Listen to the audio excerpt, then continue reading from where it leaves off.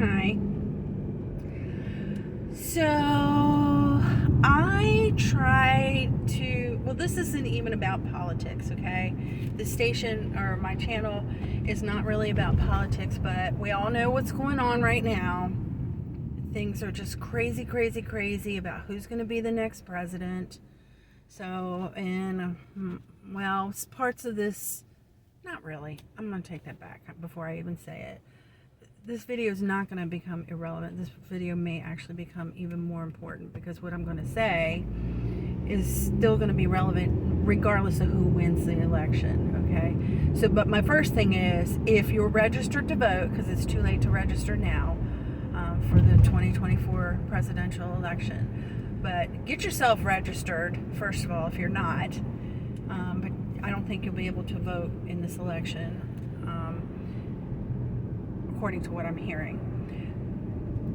But if you are registered, go out there and vote, okay? If you're not sure who you want, pick what you consider to be the lesser of two evils, okay? But make sure that you vote. This is very, very important, okay? Because a large percent of our population did not have that right when this country was first established. So we all need to exercise that right, okay? So that's the first thing.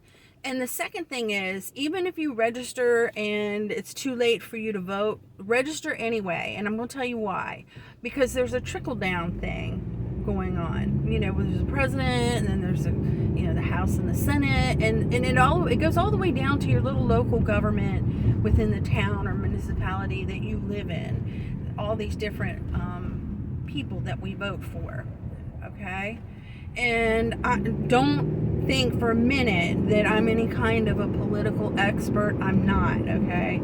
But I've had experiences because I'm old, and I'm going to tell you a couple things that have happened in my life where I was able to push back against some government things and get my voice heard. One really wasn't that hard of a push, but the other one was a little bit harder for me. So way back when I was in my 20s and I was doing hair, a lady came into our shop one day just to kind of visit, really, and it was Connie Morales, and she was a congresswoman in Maryland way back in the 80s, the late 80s. And she came in and she introduced herself and just kind of talked for us a minute, left her card and so on and so forth. And then she left, and it was not a big deal. But I was kind of impressed that she took the time to come into this little beauty salon in a town that was kind of off the beaten path and introduce herself and just talk with us. She was real, she was a real person. Like, she treated us like real person, real people. And, it was kind of cool that she would just do that. So there was that. She did make an impression on me. And she talked about, not in the way they talk about it now, okay? Like, she didn't talk about abortion rights and the fertility issues, which I don't, fertility was just starting to become a thing back then. And, but she did talk about women's issues, okay? Which are broader than just abortion and fertility, to tell you the truth, okay? So, anyway, she left, and a little while later I ended up being pregnant, and because of where I was working and the amount of money I was making, I didn't have a lot of money, okay? And so I was going through social services, and I was getting myself set up with food stamps and WIC and all these different programs that were available at the time, and you had to go down there. Well, part of the process was you had to go to one of the clinics and get a pregnancy test to prove that you were pregnant, and this is before the internet, okay? So you had a proof of pregnancy paper, which was an important piece of paper, because then when you took it to the WIC office or you took it to social services to get your food stamps, they didn't even call it EBT back then. You had to have this piece of paper. So I went to apply for the food stamps, and the intake person or caseworker or whatever she was, whatever her title was, she took that piece of paper from me. and told me, however long it would be before I got my card, and that was, So then I went to the WIC office, and I didn't have that piece of paper, and they wanted it. They needed it, or, they needed it. So I went back to try to get it, and she was nasty to me. She was really nasty. She's like, you got to make another appointment. And I was working. It wasn't like I could just take off whenever I wanted to.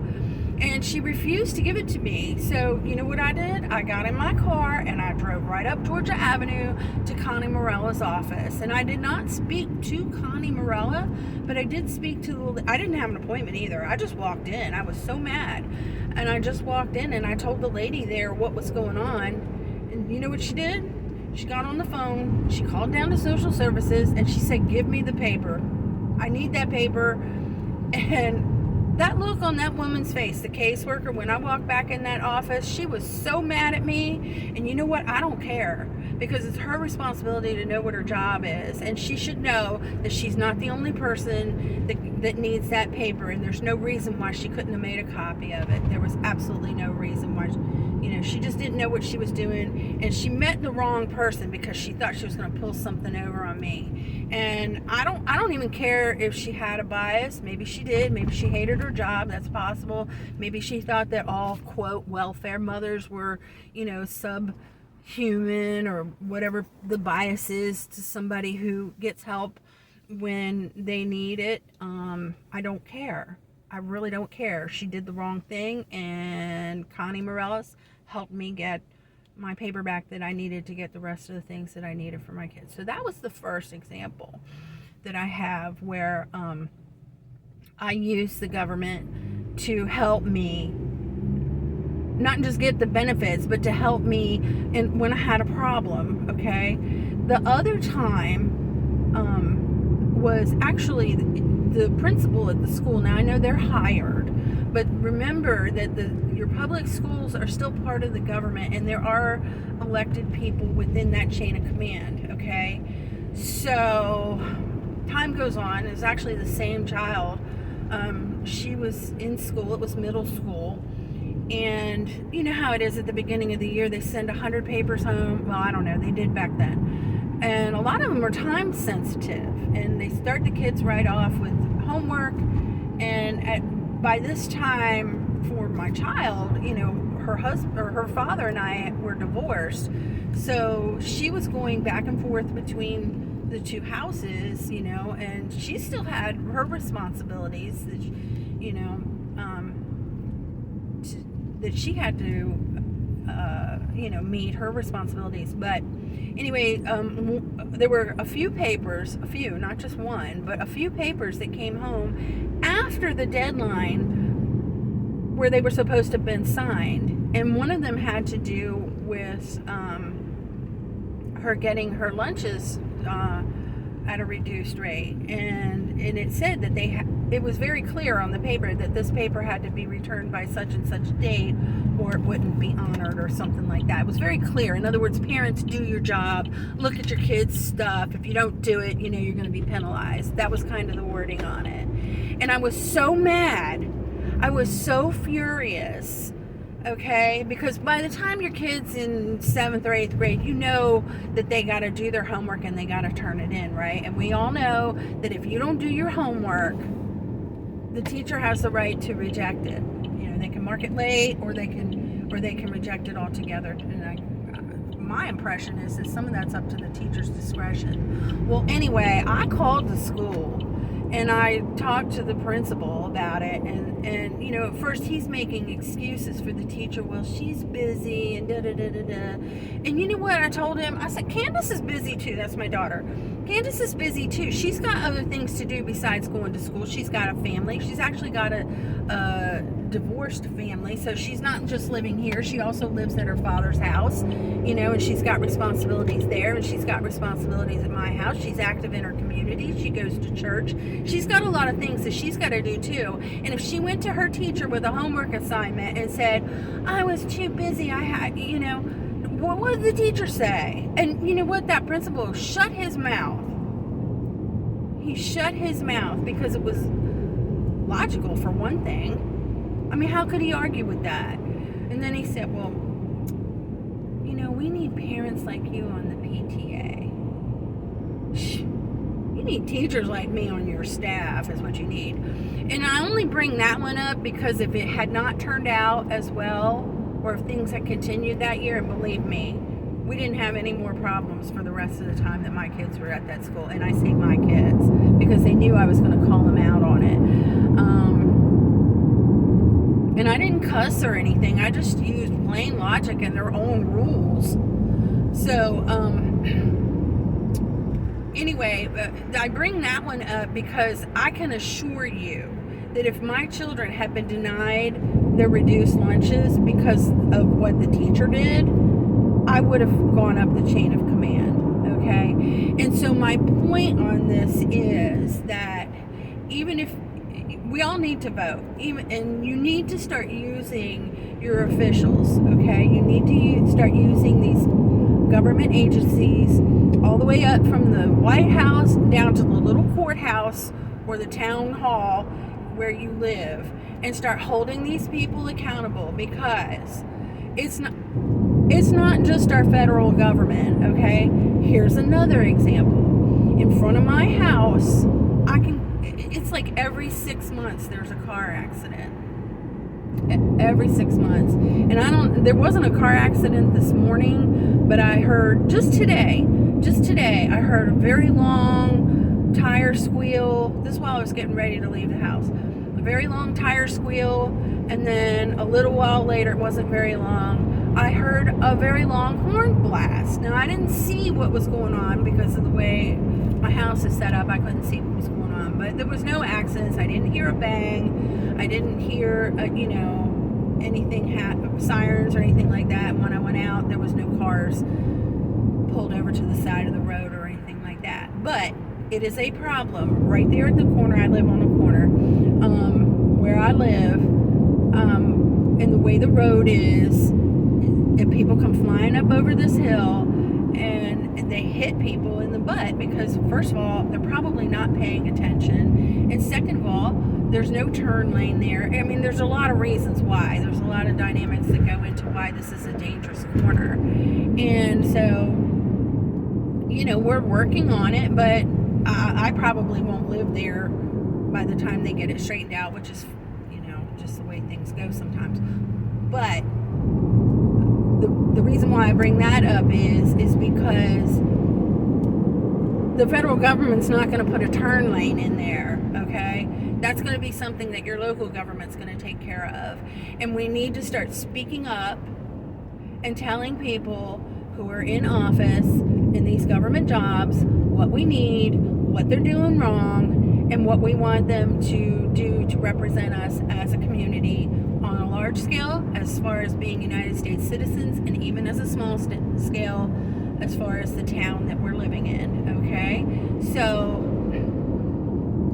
it doesn't take that much. Sometimes it's just a matter of a phone call, and hopefully the person that they have working the phones has some kind of knowledge, or if not a knowledge, a drive to find out the answers that we need, and what we can do to start getting some things done to get our country and our even local cities and towns back under control, and have them be safe places to live, where you don't have to be afraid to go to the store, you don't have to be afraid to let your kids outside and play in your own yard, and we can afford to live, all these different things. But we're going to have to start holding these people accountable. And when I talk to people, a lot of people complain. I complain too. There's a lot of things I'm not happy about. But, the bottom line is, if you're not happy about something, write a letter. Find out what it takes to get a petition.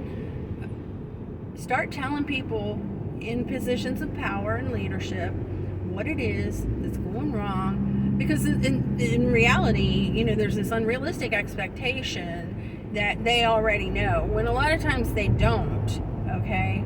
They don't know unless we tell them, okay? So, I'm just saying, you've got a voice and you need to use it. And sometimes, even if you're not registered to vote, if you still live in a town or county you can still go to those officials, and maybe that'll be the thing that will change your mind and make you more interested in who's in office, when you find out who listens and who doesn't, who cares and who doesn't. And we keep getting these people in all levels who are in it for their career, which I'm not really faulting them for that, but if they forget what their career is, think of it this way, okay? And I've actually I'm going to talk about doctors for a second, okay? You go to a doctor and you expect them to heal you, right? Okay? And we've all had doctors who are fabulous. We've had doctors that are okay. And hopefully not too many of us have had doctors that really are horrible. Okay, right? Most doctors, when they get their license and they take that oath, the Hippocratic Oath, they have some kind of a calling or a dedication to their work. But I can tell you something. I have met a doctor who only did it, he only got his doctorate because he told me this. He told me this himself. His family expected him to go to med school. He was a psychiatrist. His family told him to go to med school, and he didn't like blood and guts, okay? He didn't like that, so he went into psychiatry because he wouldn't have to deal with that kind of thing. All right, that part I understand and I get, but the problem was, and this is why I started asking questions, and he was too full of himself, to be honest with you, to realize that I kind of backed him in a corner, but I wanted to know why he went into medicine, and this is what he told me. But the reason why was because he was turning away patients, and he was referring patients to other practices that there was no reason why he couldn't treat them. He just wanted the simple cases, in and out, write a prescription.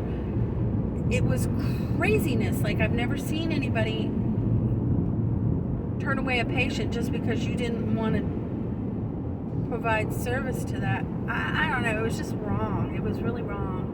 And he was the only doctor in the practice that was doing that. And I'm not talking about, something he wasn't credentialed to do, okay? I'm talking about, just patients that he didn't want to see.